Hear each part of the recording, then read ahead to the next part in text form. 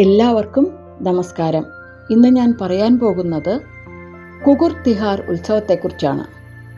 സ്വർഗാരോഹണ സമയത്ത് പഞ്ചപാണ്ഡവന്മാർക്കൊപ്പം കൂട്ടുപോയിരുന്നത് ഒരു ശ്വാനശ്രേഷ്ഠനായിരുന്നു. മഹാഭാരത യുദ്ധാനന്തരം മഹാപ്രസ്ഥാനം എന്ന തിരിഞ്ഞുനോട്ടം പോലും ഇല്ലാത്ത യാത്രയിൽ ഹിമാലയ ശിഖരത്തിൽ ആദ്യം ദ്രൗപദി വീണു, പിന്നെ നകുല സഹദേവന്മാർ വീണു, അർജുനൻ വീണു, ഭീമനും വീണു. അപ്പോഴും യുധിഷ്ഠിരന് ഒപ്പം ഒന്നും മിണ്ടാതെ ആ നായ നടക്കുകയായിരുന്നു. ഒടുവിൽ മനോഹരമായ രഥവുമായി എത്തി സ്വർഗവാതിൽ തുറന്ന് ഇന്ദ്രൻ യുധിഷ്ഠിരന് സ്വർഗം വാഗ്ദാനം ചെയ്തപ്പോൾ ധർമ്മപുത്രർ ഇപ്രകാരം പറഞ്ഞു: ശക്ര, ഇവൻ എന്നോടൊപ്പം കൂട്ടുവന്നവനാണ്. അവൻ എന്നിൽ നിന്നും ഒന്നും പ്രതീക്ഷിച്ചിട്ടില്ല. ഞാൻ അവന് ഒരു വാഗ്ദാനവും നൽകിയിട്ടില്ല. എന്നിട്ടും അവൻ എന്നോടൊപ്പം ഈ യാത്രയിൽ ഉണ്ടായിരുന്നു.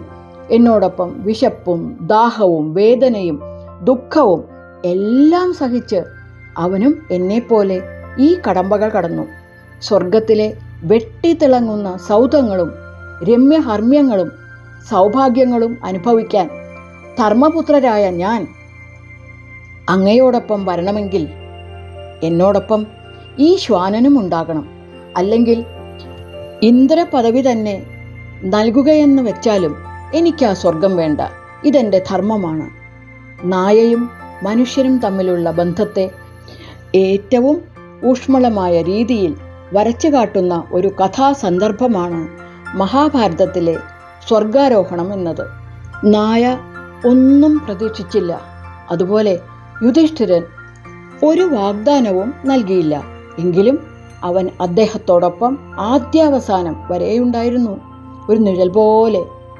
കുകുർ തിഹാർ എന്ന ഹൈന്ദവ ഉത്സവം ഏറ്റവും അടുപ്പമുള്ള സുഹൃത്തുമായി ആഘോഷിക്കാനുള്ളതാണ്. നേപ്പാളിൽ ആരംഭിച്ച ഈ ഉത്സവത്തിൽ പക്ഷേ ഹൈന്ദവർ ഏറ്റവും അടുപ്പമുള്ള സുഹൃത്തായി കണ്ട് ആരാധിച്ച് ആഘോഷിക്കുന്നത് ശ്വാനന്മാരെയാണ്. രാവിലെ തന്നെ ഈ ദിവസങ്ങളിൽ നായ്ക്കളെ കുളിപ്പിക്കും. ശേഷം ഹൈന്ദവർ ചൂടുന്ന തിലകക്കുറി നായ്ക്കളെയും ചൂടിക്കും. ഒപ്പം ഹാരവും അണിയിച്ച് ആരതി ഒഴിയും. ശേഷം ഇവർക്ക് വയറ് നിറച്ച് ഇഷ്ടമുള്ള ഭക്ഷണവും മറ്റും നൽകും.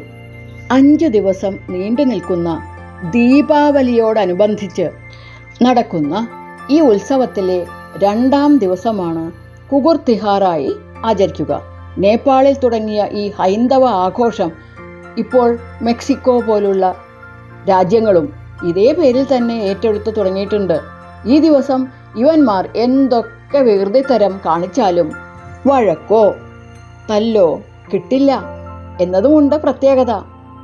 സഹജീവി സ്നേഹത്തിൻ്റെ ഏറ്റവും ഉദാത്തമായ ഉദാഹരണങ്ങളിൽ ഒന്നാണ് ഹൈന്ദവരുടെ കുകുർ തിഹാർ ഉത്സവം. നായ്ക്കളെ വെറും ആത്മമിത്രമായി കണ്ട് മാത്രമല്ല ഈ ഉത്സവം ആഘോഷിക്കുന്നത്. യമരാജന്റെ വളർത്തു മൃഗങ്ങളായി കാവൽ നിൽക്കുന്നത് ശ്യാമൻ, ശർവരൻ എന്നു പേരുള്ള ശ്വാനശ്രേഷ്ഠന്മാരാണ്. അതുകൊണ്ട് തന്നെ നായ്ക്കളെ സന്തോഷിപ്പിച്ചാൽ യമൻ തന്നെ സന്തോഷിക്കും എന്നാണ് ഹൈന്ദവരുടെ വിശ്വാസം. യമൻ എന്നത് മരണത്തിൻ്റെ ദേവനാണല്ലോ. അത് പ്രതീകവൽക്കരിക്കുന്നത് മറ്റൊന്നുമല്ല. മരണത്തിൻ്റെ മുന്നിൽ പോലും നിങ്ങളെ ഒറ്റയ്ക്ക് വിടാതെ, മറുത്തൊന്ന് ചിന്തിക്കാതെ പോലും കൂടെ വരാൻ കഴിയുന്ന ഒരേ ഒരാൾ നായയായിരിക്കും. മനുഷ്യൻ്റെ വിശ്വസ്തനായ ആത്മമിത്രം. നന്ദി.